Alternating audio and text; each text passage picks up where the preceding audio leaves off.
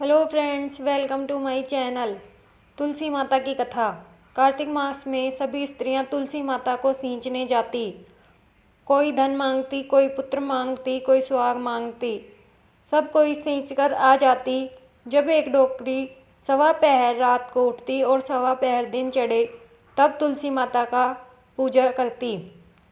तुलसी माता को सींच कर कहती है, हे तुलसी माता, सत की दाता, मैं बिड़ला सींचूं तेरा, तू कर निस्तारा मेरा। तुलसा माता, बहू दीजिए, बेटी दीजिए, पोता दीजिए, लड्डू दीजिए, पीताम्बर की धोती दीजिए, गहना दीजिए, घी का घड़ा दीजिए, मीठा मीठा खीर और पूड़ी दीजिए, दाल भात का भोजन दीजिए, धन दौलत दीजिए, बेटा पोता को काम दीजिए। तुलसा माता को पता दीजिए, मुँह में गंगा जल दीजिए, सूरज जी की साख दीजिए, जल जमुना का नीर दीजिए, 11 का दिन दीजिए, मरु तो बैकुंठ में वास दीजिए, चंदन को दाग दीजिए, मरु तब आप श्री कृष्ण को कंधा दीजिए। हर हर कहते बैकुंठे जावा, रोज इतना कहकर आ जाती थी।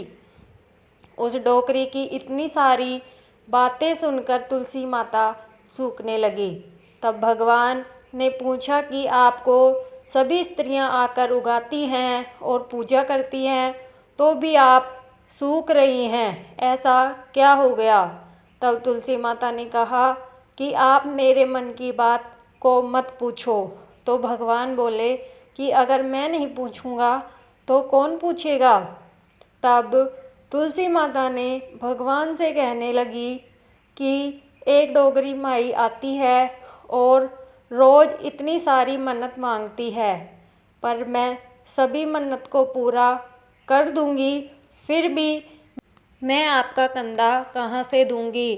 तो भगवान बोले कि जैसा नसीब में होगा वैसा ही होगा, आप सोचिए मत और हरे भरे होकर फूलिए। भगवान ने कहा कि जब वह मरेगी तब मौके पर मैं और आप ही कंधा दे देंगे। आप सुबह जब वह पूजा करने आए तब कह देना कि तुम्हें सब कुछ मिल जाएगा। कुछ दिनों बाद वह डोकरी ठोकर खाकर रास्ते में गिरकर मर गई। पूरे गांव के लोग आए और डोकरी को सभी लोग धर्मात्मा मानते थे। उसको तुलसी जी की डोकरी कहते थे। उसके परिवार में कोई नहीं था, इसलिए गांव वालों ने ही उसके अंतिम संस्कार की योजना बनाई और उसे नहलाकर जब बैकुंठी पर बिठाने के लिए उठाने लगे तो लाश इतनी भारी हो गई कि उसे कोई नहीं उठा पाया। इसे देखकर लोगों के तरह तरह की बातें करने लगे। कहने लगे कि यह इतना पूजा पाठ करती थी, हर समय माला फेरती थी, इसलिए इतना भारी हो गई है। वहीं पूरे गांव में चर्चा होने लगी कि डोकरी माई कोई भक्ति नहीं करती थी, यह छल कपट करती थी।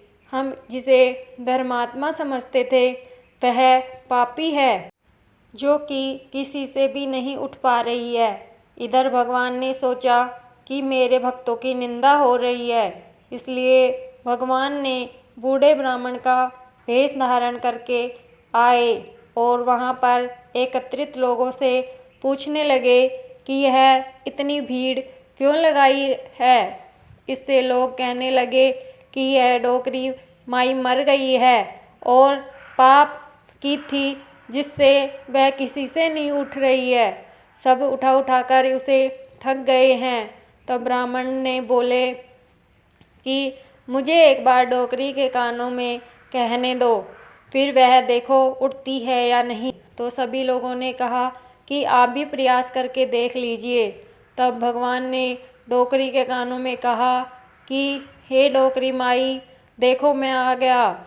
और जो डोकरी पूजा करते समय शब्द कहती थी वह शब्द उसके कानों में कहने लगे, तू बिड़ला सींचे मेरा, मैं करूँ निस्तारा तेरा।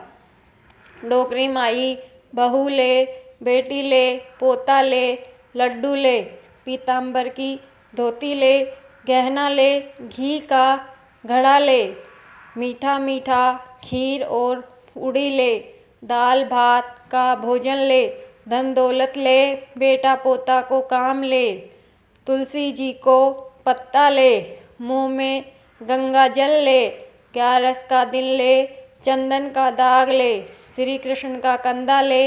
इतने सुनते ही डोकरी हल्का हो गई। भगवान ने बोला, आओ और उसको उठाओ। भगवान ने हाथ लगाया और डोकरी उठ गई। सबको आश्चर्य हुआ। उसे खूब धूमधाम से ले जाया गया। भगवान ने उसे अपने कंधे पर ले गए। पूरे गांव में डोकरी की चलावा बहुत ही अच्छा निकला था, जिससे उसको मुक्ति मिल गई और वह बैकुंठ में चली गई। सभी लोग देखते रह गए। सभी लोगों ने देखा कि मुर्गा घाट तक तो ब्राह्मण साथ ही आया था, लेकिन अब वह कहीं दिखाई नहीं दे रहा है, जिससे लोगों के समझ में आ गया कि वह भगवान आए थे।